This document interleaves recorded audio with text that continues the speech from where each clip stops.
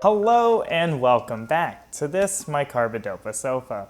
In the last episode, we explored a general definition of Alzheimer's dementia, or AD, and the possible mechanisms through which it might come by.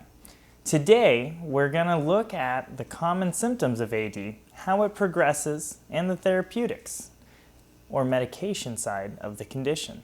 So first things first, the big question on everybody's mind. Cody, is that a new tie? Well, no, it's not, but thank you for noticing. Something tells me that wasn't actually the question. What was it again? Is it curable? Oh, sadly, as of shooting this video, Alzheimer's is not yet curable. But there are researchers worldwide trying to change this. This is why funding scientific research is so important. It's very possible that someday soon it might just be. If not at least curable, it might soon become just preventable. What we do know now is that we can slow its progression. And as it progresses further, the more severe the condition becomes. Hello, it's me. So AD is on today's agenda. Well, let's be like an excavator and dig right in. It's easiest to look at symptoms through the lens of the so-called stages of AD, as they usually manifest in a similar order and timeline with most patients. Of course, just like my daily commute time, patients are always, or at least a little different. Let's begin by understanding what different factors can affect how symptoms might manifest or come to be. One such factor can be age. Some studies show age is correlated with symptom manifestation. So our run-through is by no means one size fits all and exists as a more general interpretation. AD symptoms in most cases begin after or around the age of 65. This is known as late onset AD.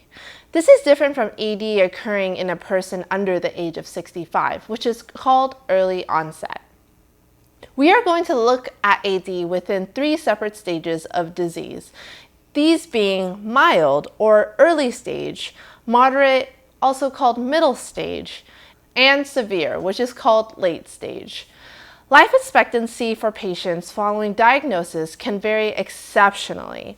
Dependent on your source, it's usually seen as being 3 to 11 years with changes within the brain beginning years before diagnosis. Those changes being what brings about the early stage of the disease. Early stage. Within the early stage of the condition, the patient can functionally be independent within a minimal degree of memory lapses being noted by them or their loved ones. They could still be driving, working, and all around living with difficulties identified in previously easy tasks. These forgetfulness commonly manifest in forgetting words, places, objects, or names they would regularly otherwise know. They may lose or misplace objects more commonly. The middle stage is the longest stage in terms of AD's timeline, usually lasting a few years. As the patient progresses through this stage, their need of external help with daily activities increases. The patient will become more confused in appearance and begin to show more outward frustration and anger. They could begin to act unexpectedly in ways that might not fit their character. These actions could stem from their increased difficulty in expressing their own thoughts and needs. They will begin to show abrupt personality and behavioral changes, with repetitive behaviors beginning to occur, such as hand-wringing. Their memory lapses will progress from just regarding words and objects to the loss of autobiographical memories, such as past memories, their phone number, or address. Non-neurological or non-mental symptoms may develop as well, with acetylcholine playing a vital role in other systems than just the nervous system. This is most notably seen with a rise of bowel and bladder issues. In the later stage of AD, the progression of cell death has at this point brought the patient to a point of needing continuous care. The patient will lose the capacity to respond to and interact with the environment and others. They lose control of their own movements and bodily functions. This means that they will inevitably become wheelchair or bedbound, losing the ability to eat, drink, or bathe on their own. Their verbal communication will diminish to grunts, moans, or silence, as their facial expressions will cease. The patient is but one to worry about when it comes to Alzheimer's disease, as there is a lesser brought-up ailment that comes along with it. This is not experienced by the patient, but by the loved ones and those who take care of the patient. Losing someone you love is extremely difficult, but watching them slowly fade, knowing that you too are slowly fading from them, can carry an immense emotional toll. If they act out, remember this condition changes them. This can be especially hard for younger children who don't understand what is happening or why their grandparent cannot remember them. If you are someone who currently cares for an Alzheimer's disease patient, we recommend that you save this phone number, 1-800-272-3900. It is a 24-hour hotline ran by the Alzheimer's Association and is completely free to use. If ever a situation relating to the patient arises where you just don't know what to do, they can be a fantastic resource to reach out to. We also recommend seeking out local Alzheimer's support groups, as they can provide emotional support for loved ones or those who know a person with this condition. So, what about the diagnosis? Does the doctor just look at you, wave a Geiger counter, and boom, you're diagnosed? Luckily, diagnosis doesn't require a Geiger counter, but sadly, it isn't easy. It requires a multidimensional evaluation of the patient, including memory, cognition, orientation, attention, calculation, recall, language, and motor skills evaluations. One such screening method, which we will focus on, is the MMSE2, or Mini Mental State Examination. This method attempts to place a patient on a 30-point range, which helps to quantify the extent of the progression. Using this method, patients are normally found to decline at a rate of 2 to 4 points per year. As Cody had said earlier, there is no cure, but medications can help slow this decline. With Alzheimer's disease, there's 2 subgroupings of symptoms that we need to treat, those being the cognitive and behavioral symptoms. Cognitive symptoms are those that pertain to thinking, reasoning, and remembering. The behavioral symptoms chime back to possible changes in how the patient acts, including anxiety, anger, and agitation. So, what possible medications might be used? The main agents used for cognitive symptoms again fall under 2 categories: acetylcholine esterase inhibitors and NMDA receptor antagonists. We talked about the background of these neurotransmitters and how they correlate to AD in the last video. So if these look foreign, check that video out. Acetylcholine esterase inhibitors. These medications help in decreasing the breakdown of acetylcholine, the loss of which is one of the theorized causes of AD.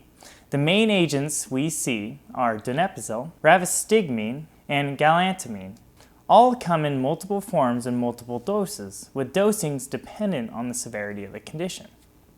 The most common adverse effects we see with these agents are nausea, vomiting, diarrhea, and urinary incontinence.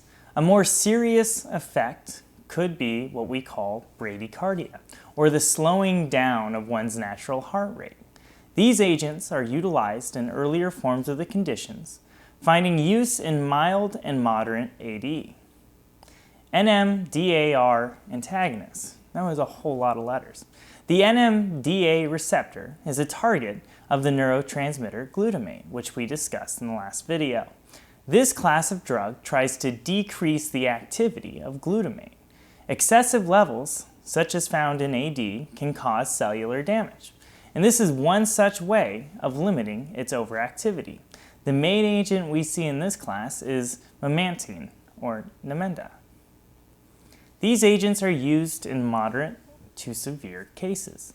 The more common side effects of this class are diarrhea, dizziness, and headache. In some cases, your neurologist may want you to use both donepezil and memantine. Alright guys, we're on the home stretch. Now we know about the cognitive medications. Let's learn a bit more about the behavioral medications. Because this is a lot of info, we have included a summary chart of all the medications discussed in this video in the link below. As said earlier, with deterioration of mental capacity, this can cause some behavioral changes in the patient. Depending on the specific symptoms experienced, their medical provider or neurologist may want to try other medications, more directed towards behavioral symptoms experienced. These videos are for educational purposes, and there's only so much that can be taught in a style such as this. If the patient is experiencing high levels of aggression, delusion, or hallucinations, these are things that need to be reported to the neurologist. Alzheimer's disease patients can experience varying degrees of depression, which can manifest outwardly in different ways. For minor related symptoms, general low-dose antidepressants can usually be enough to help. As with any antidepressant, a severe reaction is possible that could cause the patient to have suicidal thoughts or ideations. So please keep in mind that if a patient were to start any of these drugs. For a patient experiencing increased anxiety, SNRIs or serotonin and norepinephrine reuptake inhibitors could be found to help the patient. Venlafaxine or Effexor and duloxetine or Cymbalta are two such agents. Escitalopram, an SSRI, which is a selective serotonin reuptake inhibitor with better effects on anxiety symptoms, may also be an option. The just mentioned class of SSRIs are found to have a range of effects on a person's demeanor.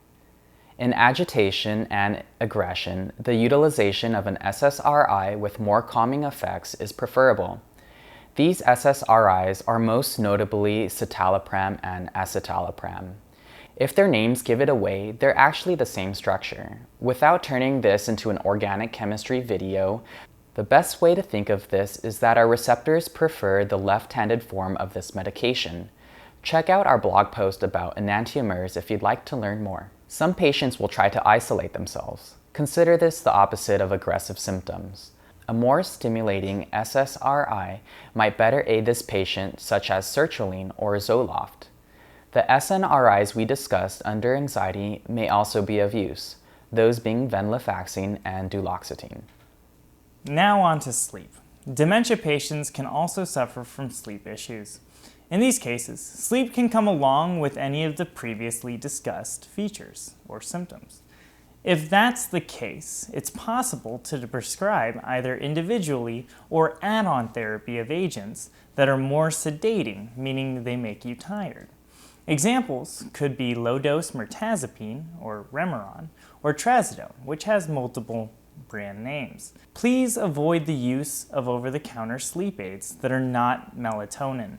These are normally antihistamines in nature, which can have anticholinergic effects, ones that oppose the effects of cognitive treatments in Alzheimer's. Always speak to a pharmacist or doctor prior to starting over-the-counter therapies, as interactions can be common. I hope that this run-through of possible avenues of treatment has been useful in helping you identify how we go about treating AD. Remember that this is purely informational and does not serve as a recommendation of what a patient should be taking.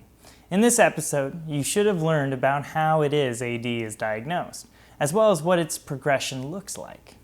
We also covered some of the more common medications used in its treatment. Sadly, since AD is incurable, all of these treatments can only treat the symptoms of the overall condition, and at best, some of them can help slow the condition's progression, as well as aid in their quality of life. Thank you again from all of us at the sofa for watching this video, and we hope we'll see you some other time.